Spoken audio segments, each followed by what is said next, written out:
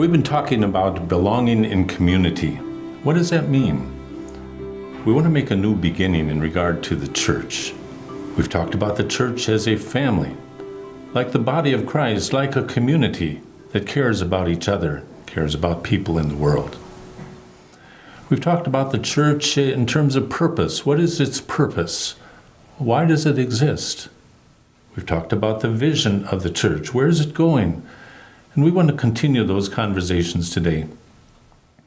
We're here at Anabaptist Mennonite Biblical Seminary in Elkhart, Indiana, and have the opportunity to talk with the president, Sara Wenger Shenk. Sara, I'd first like to ask you, do you love the church? And if you do, why? Wow. Do I love the church? I love the church, and if I'm totally honest, I hate the church. Okay. I love the church for the vision of the church, for what I've often experienced in many communities of faith. And I also struggle profoundly because I see the church not live up to its calling. And that's, hate is probably too strong a word, but deep disappointment and profound longing that the church would rise to be the body of Christ, with healing on offer for anyone who shows up, and hope in dark times. I like that two-pronged view of the church. We both love it, but yet we're distressed that it doesn't quite live. When I was here at the seminary, I remember we talked about, Jesus preached the kingdom, and all he got was the church. But I don't give up. The church is a place where we can raise up the kingdom and the kingdom qualities before us. Yeah, yes. Sara, I think we'd have to all admit that we're in changing times. Back home at our church, structures are changing. Some of the theology is in question. There are people that are leaving the church, young people and even older folk. Don't believe they've lost the faith, but just really struggling. How can we make the church relevant? How do you see the church in these changing times? What does membership mean? When you talk about membership, what may come to mind are sort of membership lists, signing up to join an organization and needing to qualify in certain identifiable ways.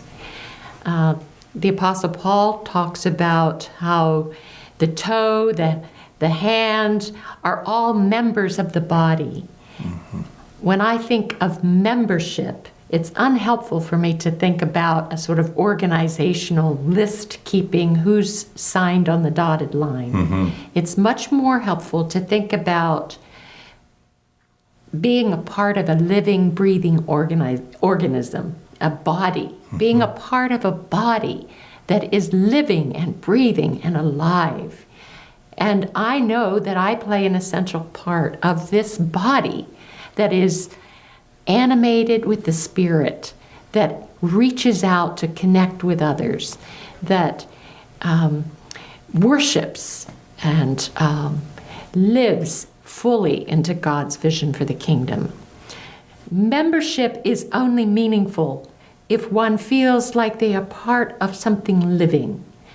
The church at its beginning was a movement. It wasn't a sort of building that people showed up at. It was people so passionate about the good news that they had been transformed by, that had made a profound difference in their own self-understanding, their own sense of welcome and belonging.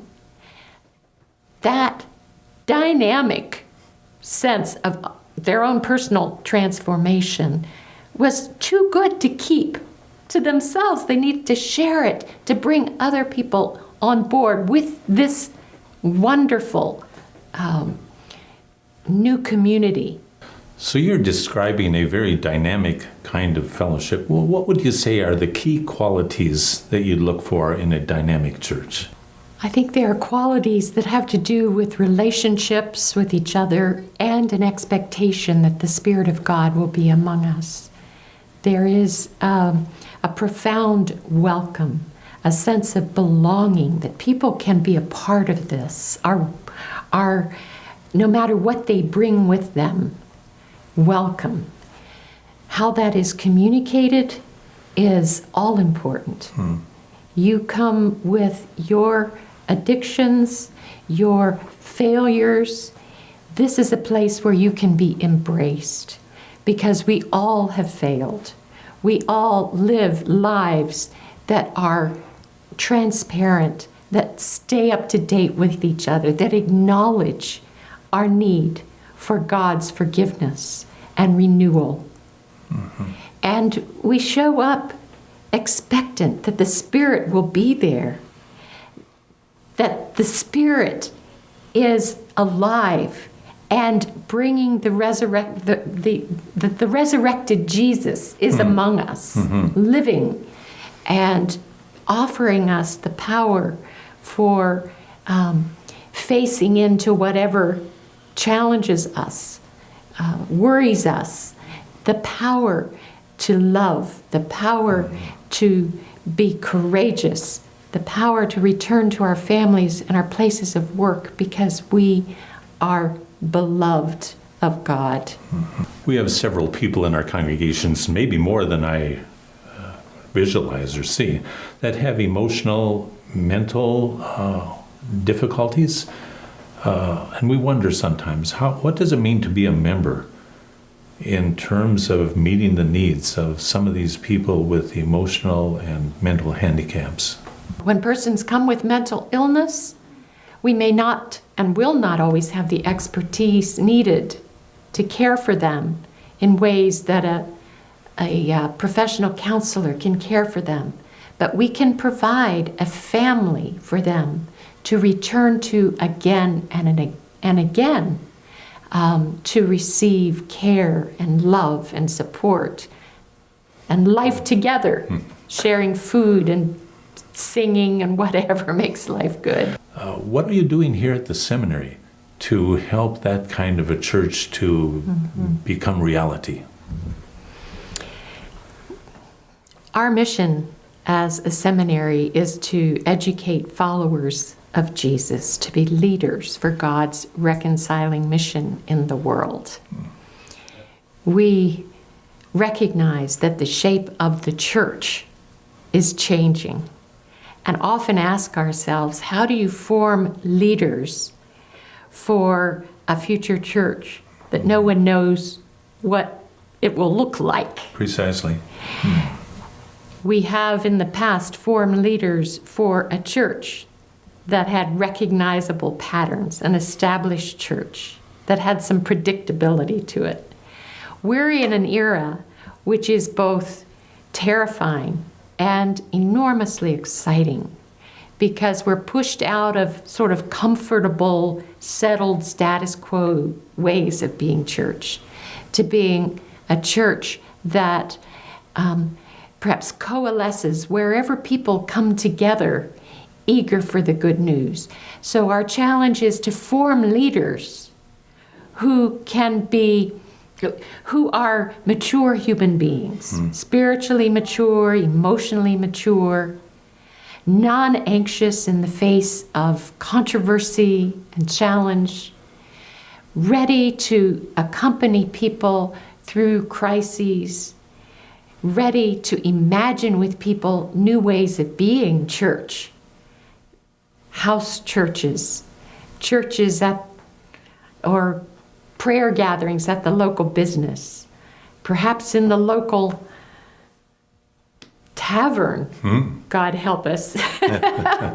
Or, wherever people are finding each other, drawn together to engage the scriptures with questions about God. How do we create those places of welcome where people can say, who in the world is God? My experience of church has been horrible and wounding.